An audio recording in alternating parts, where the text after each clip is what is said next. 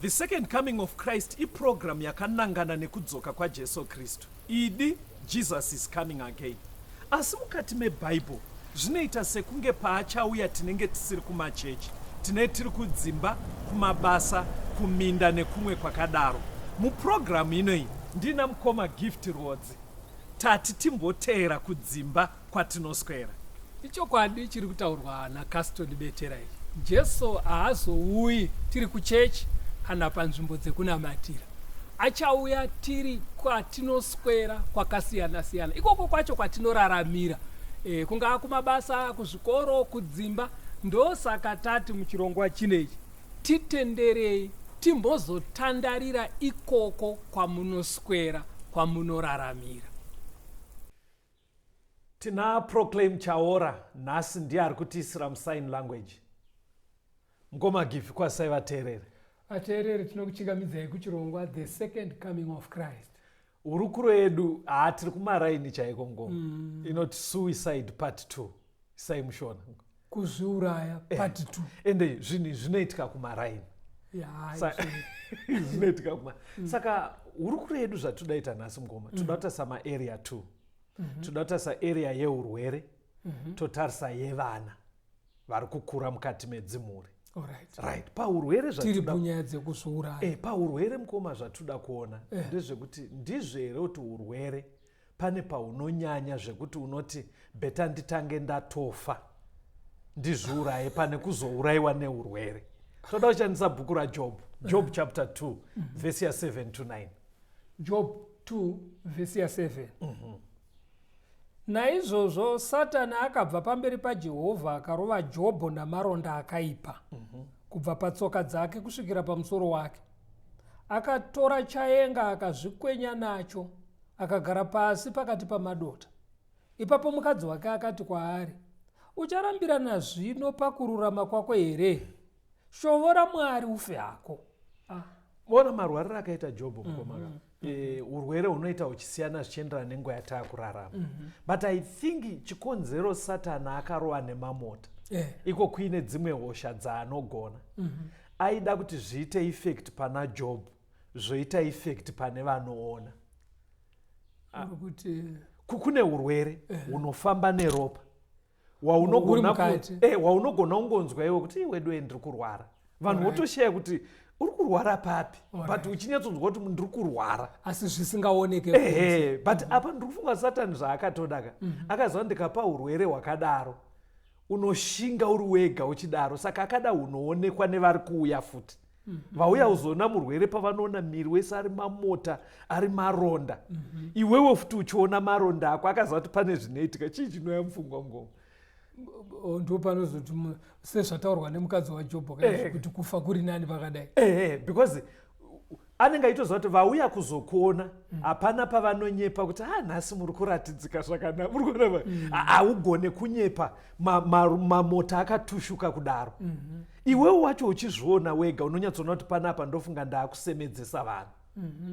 Saka anotoziva kuti next kana usina usimba pana Mwari, pfungwa idzi dzinoya dzekuti ndife. Tobatsira sei mukoma vanogona kutodaro right now aine urwere hwaari kutonyatsoona kuti chinguri vanhu vakabvira vachindoona nestate zvokuti anotombotemptwa kuti kondadii kungozvizorodza.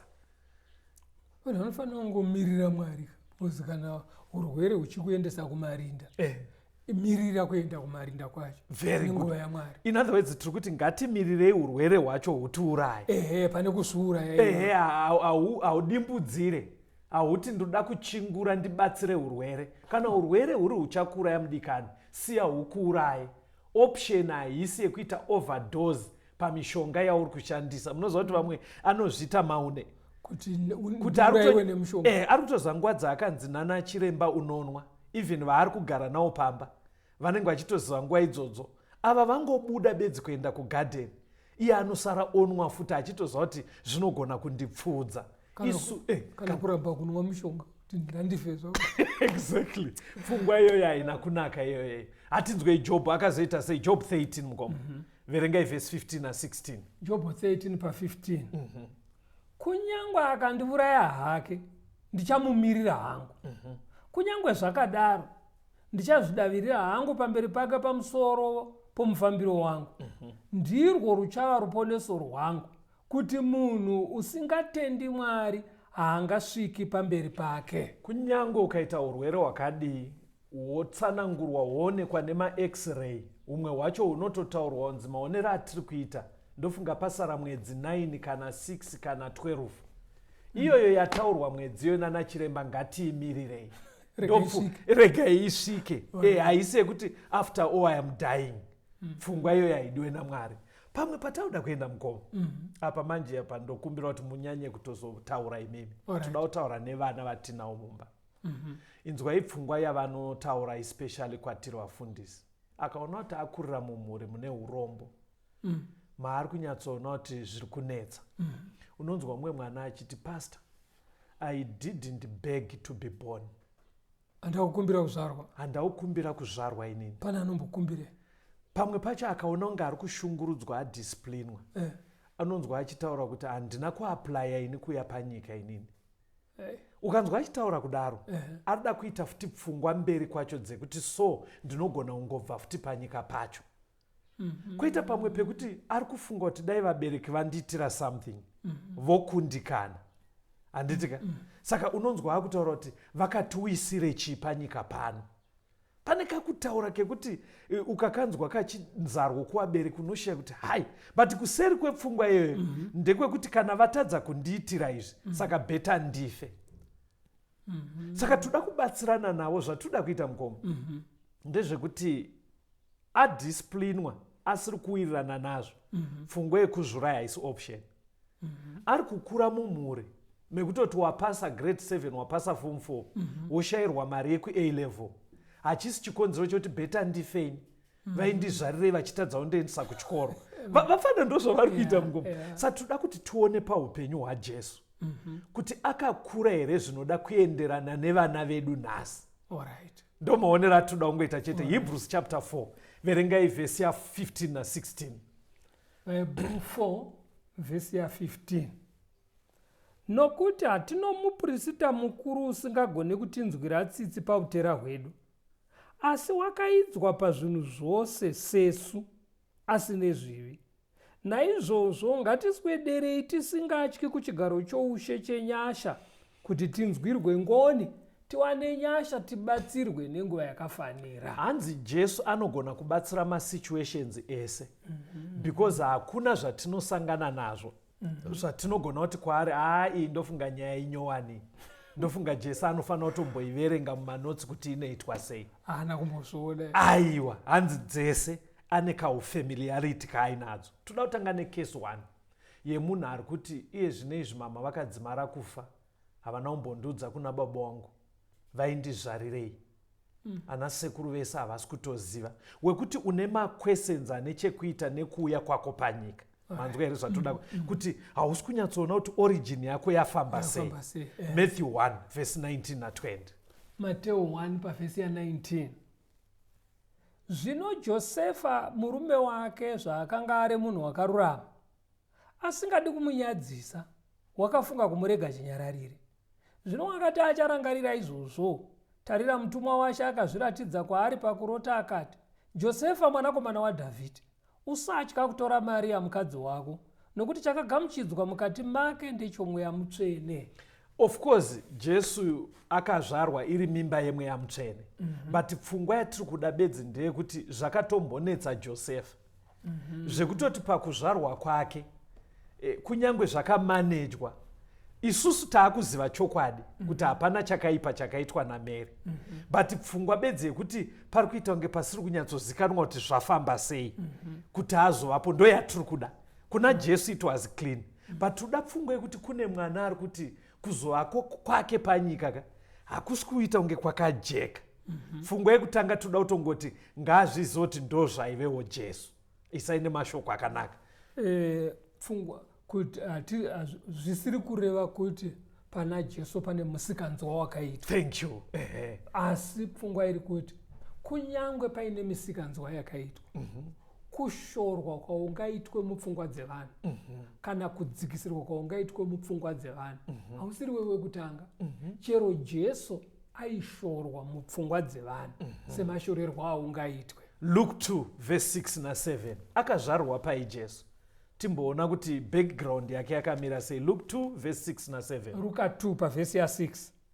Zvino vakati varipo mazuva okuzvara kwake akasvika, akazvara dangwe rake mwanakomana, akamuputira nemucheka, akamuvanzirika muchidyiro chezvipfuwo, nokuti vakashayiwa nzvimbo mumba mavaeni. Pfungwa yatingoda bedzi ndeyekuti akazvarwa mudanga. Ezvinezvi hazvisisiri very common mukoma. But kare munoziva kuti mwana aitozvarwa kugarden. Mama wangu aenda kugarden cheko. Alright. Yorwadza variko. Kana mungoro pazodedzwa ngoro kuti vaende kuchipatara yotononoka. Kana mukicheni yepamba pa. Saka tirikuona because mukoma pfungwa yandoda kuti ibatike. Jesu nezvaari. Entrance yake panyika. Kana paine munhu aifana kuita entrance panyika ine mutsindo, ndijesu aifana kupinda panyika zvine mutsindo, but onai kwaari kubva nako nekudanga. Saka muri kuti nini pfungwa yamuri kutaura kuvafana ndeyekuti kwawakazvarirwa nemawira awakaita panyika, yes, handipo pane nyaya. Hapana kana nyaya ingati beta ndibva hangu panyika. Ngatitoona kuti akaitwa makorokotere. Luke 2 verengai verse 14. Tangirai pa14 musvike pa16. Luka 2 verse 14. Yes.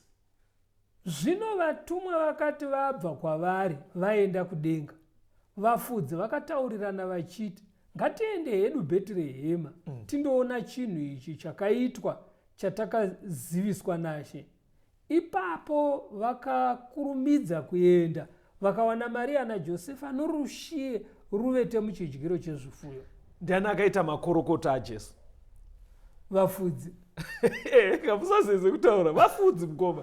Hapana kumboitwa baby walk mufanikadzi dziri kuitwa. Pfungwa yatiri kuda bedzi ndeyekuti zvaive Jesu mukuziva kwatinomuita nekapindiro kaakaita panyika, zvekuti dai paine munhu aifana kuchuza kuti kawiro kandiri kuita ka aigona kuita kuti zviite baby walk yachoita mutsindo kuchiuya mazimambo kuchidii. Saka background chaaiitira yakadai Jesu aitoitira vafana varida kuiona kunge zvinonzi vabereki vake vakamuitira zvisiri fair.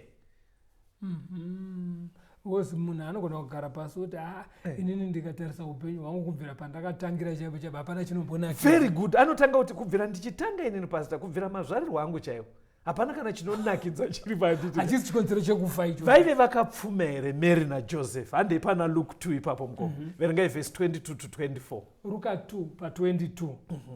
Zvino mazuva okuzvinatsa kwavo nomurayiro waMozisi akati apera, vakaenda naye Jerusarema kuti vamuise pamberi paShe, sezvo zvakanyorwa pamurayiro waShe zvichinzi, mwanarume mumwe nomumwe unotanga kuzarura chizvaro uchanzi mutsvene waShe. Vuye kubayira chibayiro sezvakarebwa pamurayiro waShe zvinoti njiva mbiri kana hangaiwa mbiri duku. Akura Jesu pane mutambo waitwa kutemberi. Uri kunzi vabereki vakaenda nenjiva mbiri kuti vaite seremoni yaifana kuitwa. Paiendwa nenjiva mbiri muchinoita seremoni yemwana mukomana. Zvine zvafamba sei? Leviticus 12 verse 8. Leviticus 12 pavhesi ya8. Yes. Kana akasakwanisa kuuya negwayana, ngaatore njiva mbiri kana twana tuviri twenjiva, imwe chive chipiriso chinopiswa neimwe chipiriso chezvivi, kuti muprista amuyananisire. Saka pamutambo wataurwa nebhaibheri waitozotenderwa kuenda netunjiva kana washaya gwai. Uri murombo. Option yaitirwa varombo. Mutemo waiti unoya negwai. But ndobva Mwari azoona kuti hazvina kufanana panyika, mvazoti asi kana muri varombo munouya henyu netunjiva. Saka muri kuti imini vabereki vaJesu mumurima akaburukira, right, vanga vari varombo zvekuti vakashaya wai pakunodedicata mwana kutembera. Yes, ndobva vaenda netunjiva. Chidzidzo chedu chiri kuti suicide part 2 toda kutangira papfungwa iyi kuti pane here zvikonzero tiinemi vana mukati medzimhuri paungati nini kutanga kweupenyu hwangu ndo chikonzero chandoda kuzviuraya. Regai timbonzwa rwiyo.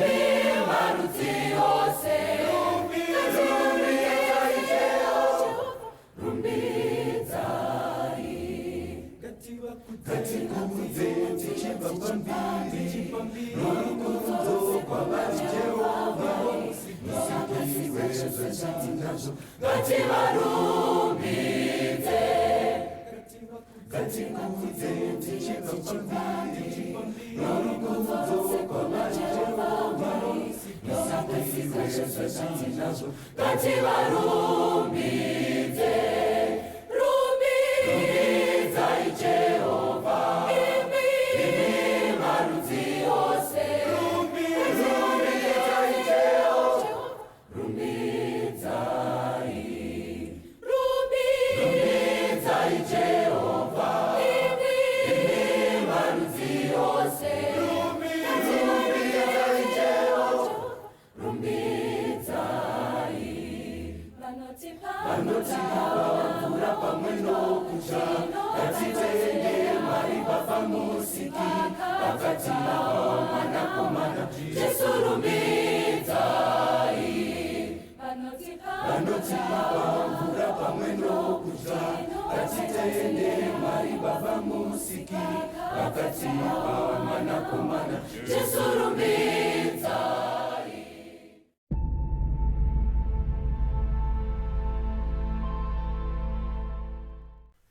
Urukuro yedu iri kuti suicide part 2. Tasira papfungwa dzipi mgomo? Because tikutaura nevana vari mudzimuri vanomboshanyirwa nepfungwa yekuzviuraya. Panga pachibuda pfungwa dzekuti unogona kutarisa mawira awakaita panyika. Woona kuti chiri kubvira pakuzvarwa chaiko. Pane zvakashoreka zvakatenderedza kuzvarwa kwako. Zvikanzi hazvifanire kukukuhunisa kusvika pakuti ndoda kufa. Chero paine zvinotaurika mumhuri kana munharaunda. Nekuti Jesu pachake pane zvaitaurika pamawira aakaita panyika. Asi hazvina kuchinja misheni yake. Musasiye kuti akazvarirwa mumhuri yevarombo. Iyoyo itaure iyoyo. Imwe point zvakare ndeyekuti chero mumusha menyu muri varombo. Zvekushaya chaiko hachizi chikonzero chekufira. Nekuti Jesu mumhuri maakaburukira vaiva varombo, asi hazvina kumudzivisa kuwe. Pana akafa wandakamboverenga munyuzi dzaitika ari kuti havasudawo kunditengera foni. Anenge achigara kumaruwaka. Ari kutonyatsona situation iripo kuti foni 1 inoshandiswa nababa ndo inoshandiswa namai nemhuri yese. But ari kuti akanosangana nevamwe kuchikoro nemunharaunda ari kunyatsona zveshuwa kuti zviri kumba kwedu zvinonzwisa tsitsi. Kwakufira kuti havana kunditengera foni. Ndopatiri kuti ngatinzwisisei kuti whether uri kukurira mumhuri yevarombo hapana chikonzero chingakusunde kuti ndoda kufa. Toda kuona mumwe mukomana ainzi Jefta pana Judges chapter 11 mukoma. Verengai verse 1 mosvika pavhesi ya3. Vatongi 11 kubva pavhesi 1 mosvika pa3. Zvino Jefta muGileadhi wakanga ari munhu nesimba noumhare, asi wakanga ari mwanakomana wechifeve. Gileadhi ndiye wakabereka Jefta. Mukadzi waGileadhi akamuberekera vanakomana. Zvino vanakomana vomukadzi wake vakati vakura, vakadzinga Jefta vakati kwaari, haungadyi nhaka mumba mababa vedu, nokuti uri mwanakomana womumwe mukadzi. Ipapo Jefta akatiza vanun'una vake akandogara panyika yeTobhi. Varume vakaipa vakaunganira kuna Jefta vakasibuda naye kundorwa. Jefta mukoma nozamataurira eBhaibheri. Apa rakanyatsobuda pachena kuti aive mwana wechifeve. Saka handisu mustudio tiri kutaura kudaro mukoma. Saka pfungwa iripoka tinotori nevanhu kumaraini vari vana vezvifeve.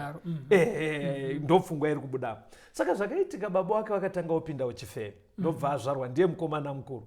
Ndobva vazonyatsorora pakaberekwa vamwe vaning'ina vake. But vaning'ina vati kurei zvaingova bhowa. Because ndo vakaburitsa mashoko aya. Vakati iwe uchibva panapa uri mwana wopfambi. Uri mwana wopfambi. Uri kunzwa mashoko acho ari kutotaura. Jefta ndobva aendake. Mbotaurai mashoko evabedzi batsirai vafana mukoma. Now uri kuona kuti Jefta haana kubva achinozvisungirira. Thank you mukoma. Akatonorarama ari kutonzi aive murume weumhare. Kureva kuti umhare hauzowe wamugovaka. Thank you. Saka chimiro chakadara hachireve kuti unofana kufa. Enda hachisi kureva kuti you are useless. Inzwai verse 5 na 6 pana Judges 11 ipapo. Vatongi 11 pavhesi 5. Zvino vana vaAmoni vakati vorwa navaIsraeri, vakuru veGireadhi vakandotora Jefta panyika yeTobhi. Vakati kuna Jefta, uya uve ishe wedu kuti tindorwa navana vaAmoni. Ani maona kuti vakuona paanoshanda. Hanzi vakazonomutsvaga kwaanga kugara nemamwe machinda kuya. Zvikanzi apa panoda Jefta apa. Pfungwa yandiri kungoda bedzi ndeyekuti kushoreka kwemawira wakaita panyika kana kuti kwemataurirwa unoitwa munharaunda. Handitika? Hakukudzivise. Pane pamwe paunotonzwa chinzi avapikwa mumuzive roya nevaning'ina. Unonzi asa vasi vaning'ina wakeka chaivo vaya. Vana baba vakasiyana. Even chiduku chacho ichi china baba wacho chega. Saka unoziva kuti wamukomana ati kure ari kuma-16 years zvinokuafekta. Kuziva kuti vanhu pavanotaura zvekumba kwedu vanoziva kuti munin'ina wangu hatina mutupo mumwe chete nemumwe wacho futi ana baba wake ega. Saka izvozvo kumunhu ati kurei Satani anogona kuzevezera kuti uri kunyadzisa iwe. Saka ufanire kurarama. Unoraramira pakadai. Anokuzevezera kuti uri kufanira kufa. Jefta haana kufa. Ngatidzokei kuna Jesu timboona Jesu. Pana Luke 3 verse 23. Luka 3 verse 23. Yes. Zvino iye Jesu wakanga ana makore anenge 30 nguva yaakatanga kudzidzisa. Ari pakufunga kwavanhu, mwanakomana waJosefa, mwanakomana waHeri. Kuzvarwa kwaJesu hapana misikanzwa yakaita. But nekuti vamwe vanhu yaimanejwa zvakanaka, kwavari hazvigashirike kuti ungoti mufana iye hapana kana misikanzwa yakaita asi haana baba. Baba wake vari kudenga kwenguva iyoyo. Isusu taakuzviunderstanda because taane Bhaibheri. Saka mukufunga kwevanhu maraini, vamwe vaiti mwana waJosefa. But ndoda kuti munzwe vamwe vaiitsvagiridza nyaya iyo kuti vanyatsoziva kuti pakafamba sei apa. Pana John 8 verse 18 na19. John 8 pavhesi ya18. Yes. Ndini ndinozvipupurira nababa vakandituma vanondipupurirawo. Zvino vakati kwaari, baba vako varipiko? Jesu akapindura akati, hamundizivi ini, kunyangwe nababa vanguvo. Dai maindiziva ini, maizivawo baba nababa vangu. Mabvunzirwo ari kuita apa mungoma.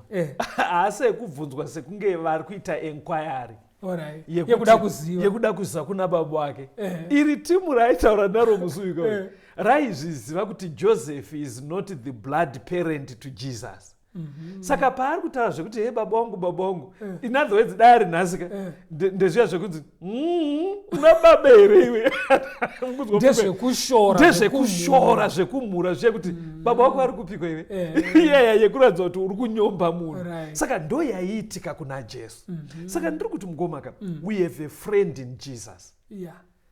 Pfungwa iri uda kuti ibatwe nemi vafana ndeyekuti kana vanhu vachikutuka kwamunotamba kuti hauna baba kana kuchikoro kana kupi, hazvina kumbotanga newe. Thank you. Chero Jesu chaiye anga ari mwanakomana waMwari aitotukwa matukirwo iwayo.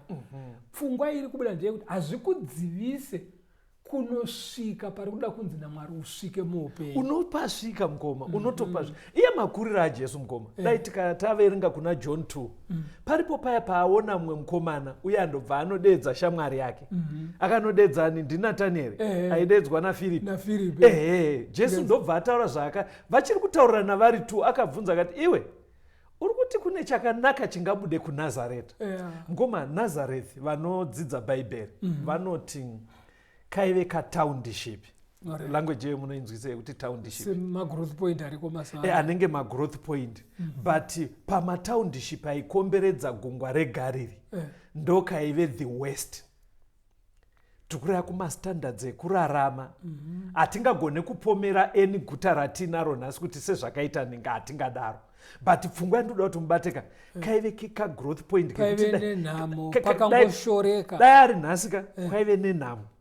Mune makazara chipfambi, moitwa zvemadrugs, moita utsvina, zvese zvakada kudaro izvozvo mukoma. Ndo zvaiwanikwa. Saka manzwa uye akabvunza akati, iwe uri kuti munhu uyu ndowe kuNazareta kuti Mesiya angabudire paNazareta. Chikonzero akatoti ndoda kunokura ndiite ujaya ndiriko. Aiitira nyaya yatiri kutaura imukoma. Nozoita kuti iye zvinezvi mukoma tichitotaura dai kune mumwe mufana anobhowekana kuti ndatone 14 years handisati ndamboenda kuHarare. Izvo zvatotaura dai musaseke mukoma. Zvekutoti anogara akatofundumwarira vabereki, ipfungwa inotomutambudza iyoyeyo. Kuti kukura kwangu kwese ndiri kungori kumusha, ndiri kungori papurazi.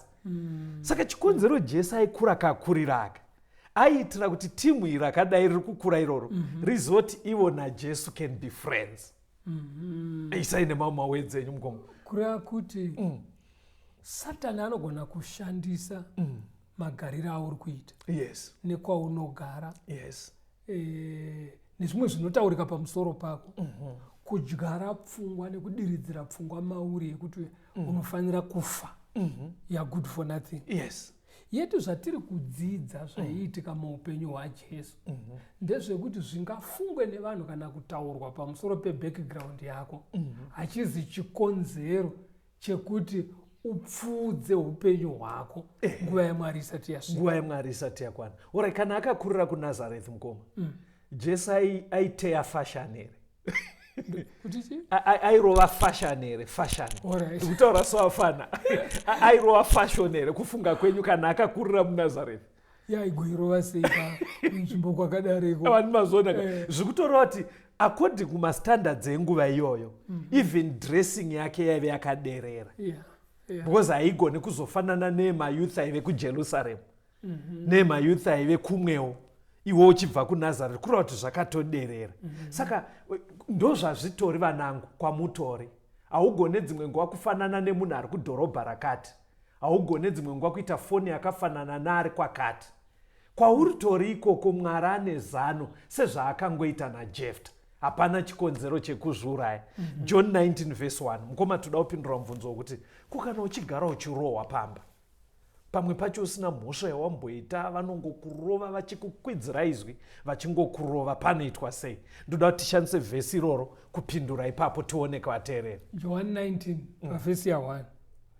Zvino Pirato akatora Jesu akamurovesa. Maona pfungwa ipapa mukoma. Kuti mamuri kutaura kuti kana uchigara uchirohwa. Jesu panapa akarohwa, kunzi akamurovesa. Kwaitove nevanhu vakatirerwa kurova. Yes. Apa vaimurova asina mhosva. Saka ndiri kuona sekuti muri kuburitsa pfungwa yekuti kunyange uchirohwa, uchishungurudzwa, Jesu akatomboita experience idzodzo. Saka une chaunogona kutofanana naJesu.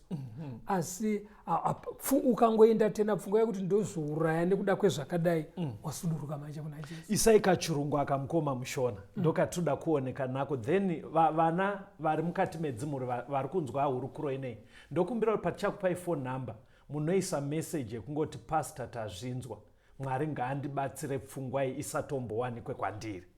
Kachirungu aka kaisei mushona kanoti the good thing about suicide is that you can always postpone it. Kuti chakanakira nyaya yekuzviuraya ndechekudai so iwewe unogona kutononotsa rufu rwemhando iyoyo. Unopostpone kana kutoramba kuti aiwa even ungatoti watoone mushonga wacho wauya nawo kana tambo yacho unogona kutoisa moto. Iwewe unogona kutozvipo. Hapana dare rinokumanya. Aiwa, you can postpone it. Kuti hachini ichi hachina gadzisiyane nacho. Let us postpone nyaya dzesuicide. Kwete kuti tizodziita mangwana, ngadzitobva zvacho. Saka phone number idzi mukaisa message paWhatsApp, tinokupai malink ekuti mupinde mumaWhatsApp groups atinotumira zvidzidzo mangwanani ega ega.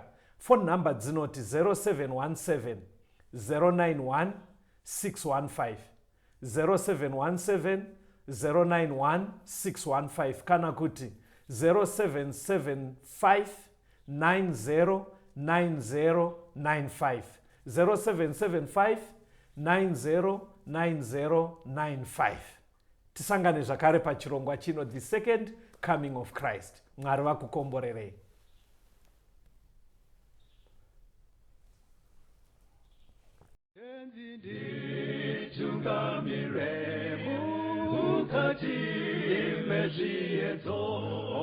Mananda ni bata temwedo dombo ni wikende tungamire tenzini tungamire semwana awonyara tamu unganyara tinyana mananda anomunzwa kanama atinyarara imwite tenzi wenyanda tenzini tungamire aponda yashikanyanda mananda aondichisa andichina zororo ndotsamira kune mwika kandinzwe imimoti ndinokutungamira